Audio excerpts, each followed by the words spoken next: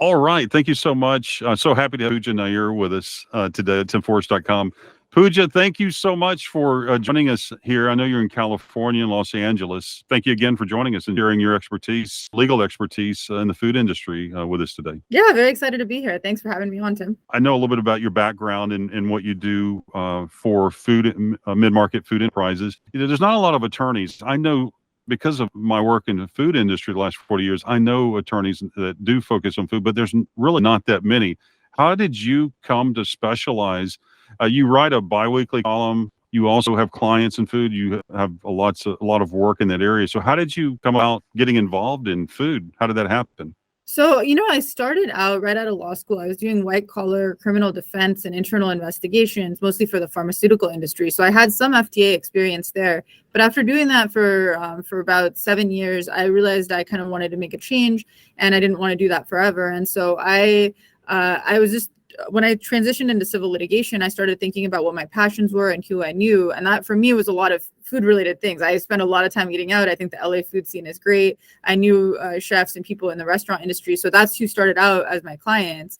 And as I was working with the restaurant group, it's all kind of connected. And so once you work with one restaurant owner, they refer you to more. So that started to be a base of clients for me.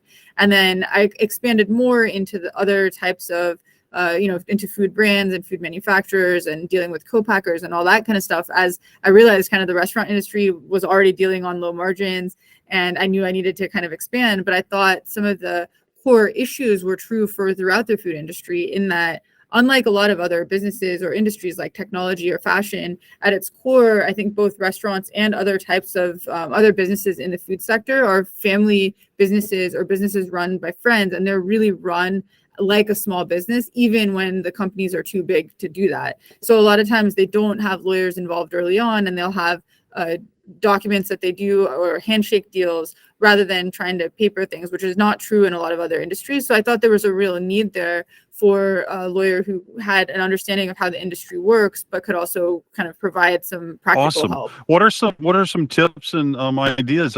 You're sharing that you've worked on food, particularly like ownership principles in the business kind of organization.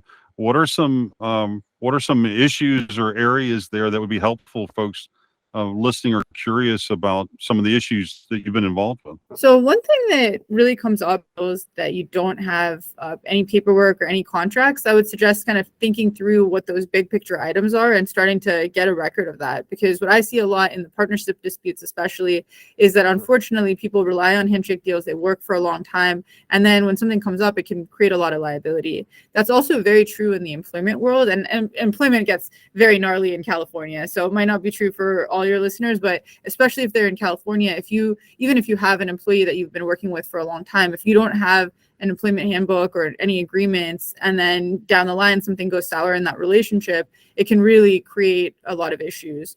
Another thing is IP protection, right? Especially in food, a lot of times we're not dealing with patents or trademark or copyright. We're dealing with trade secrets.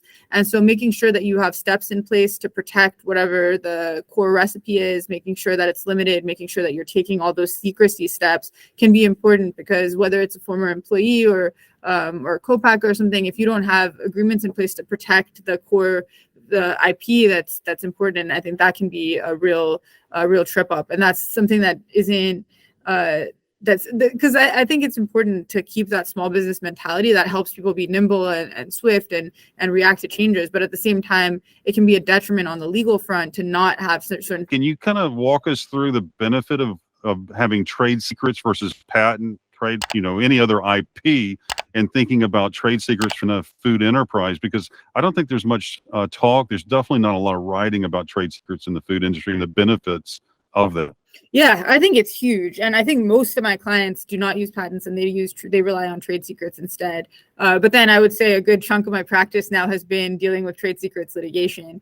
So I think that the benefit of a trade secret is that you do not have to publish the trade secret, right? You just have to take measures to reflect that it is secret in your organization. And that includes, creating password protection or encryption if you ever transfer the file electronically, having NDAs in place with anyone who comes into contact with it. I've got a Thai food client that they swear that their crab curry recipe is like the best in the world, right? So when they make that crab curry, they take everyone out. She does it at a certain hour, and it's just like only a couple people get to ever see what goes inside, which is kind of the smaller version of that. But I think it gets challenging as you scale, you're distributing more, you have to deal with co-packers, you're expanding the scope of the industry. There's more and more people will naturally have to know what goes into the product.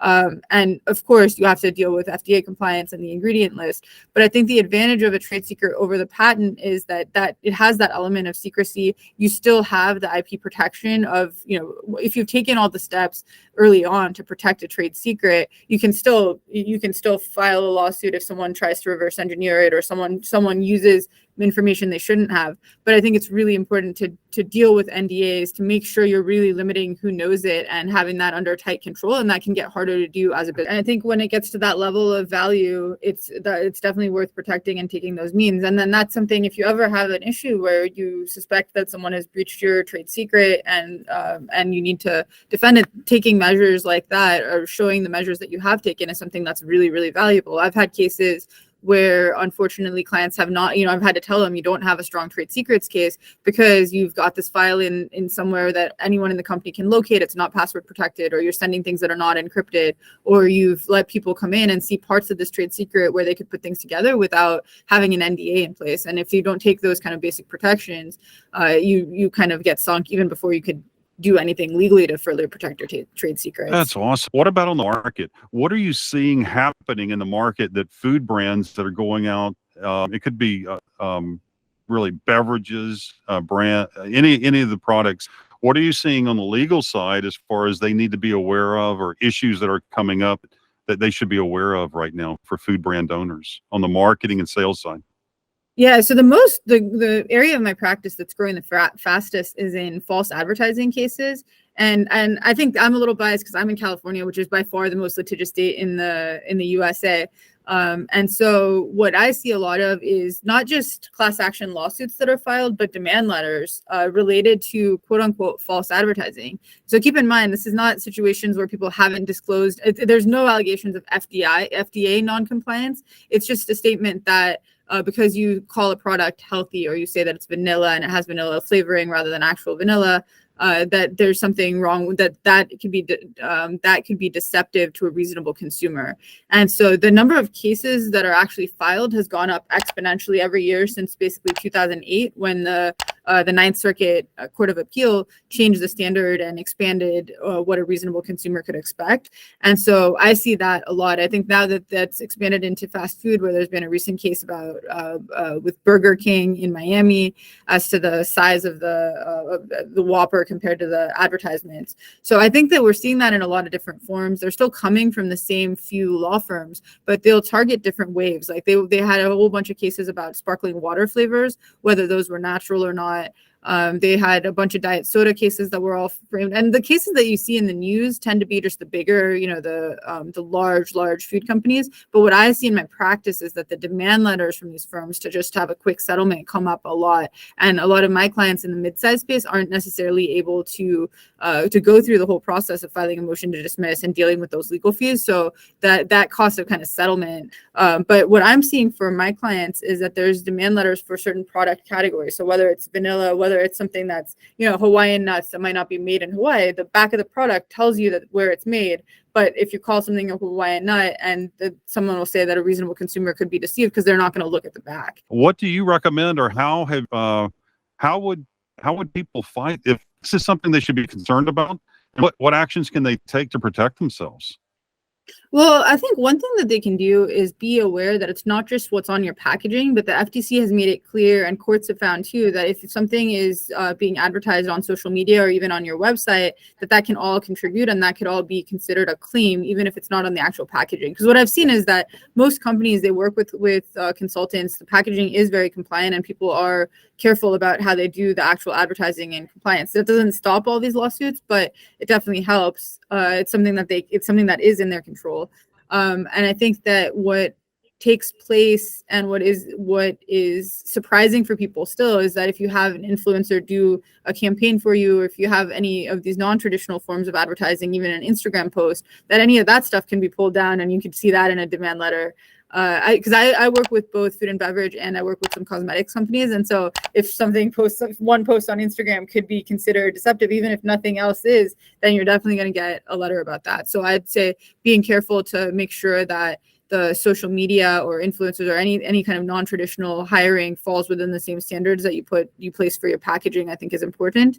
And I think in some ways part of this is a cost of doing business. Unfortunately, that's just that, and I think they should. I think having some expectation that this could happen and not being blindsided, like it's not necessarily going to happen, but it's kind of a spinning wheel, right? They'll target certain types of products in a year, and once you start seeing a product that you have that's on this list, it might just be a matter of time, and then they'll move on, because what happens is some of the bigger companies will fight this, right? Like for the diet sodas, it was PepsiCo and Coke that were fighting it. They took it all the way to the Court of Appeals, and they won the case. They said there's nothing deceptive because it only tells you what the ingredients are, and saying something is diet, even because the lawsuit was really about, like, there's some rats that if you eat the sweetener in Diet Coke, that they're, it's not healthy, so it's not a lifestyle product. And it was kind of a dumb case, but it took all of this, it took a lot of legal fees to get to that point where the courts agreed, there's no case. Can you share with us some different situations where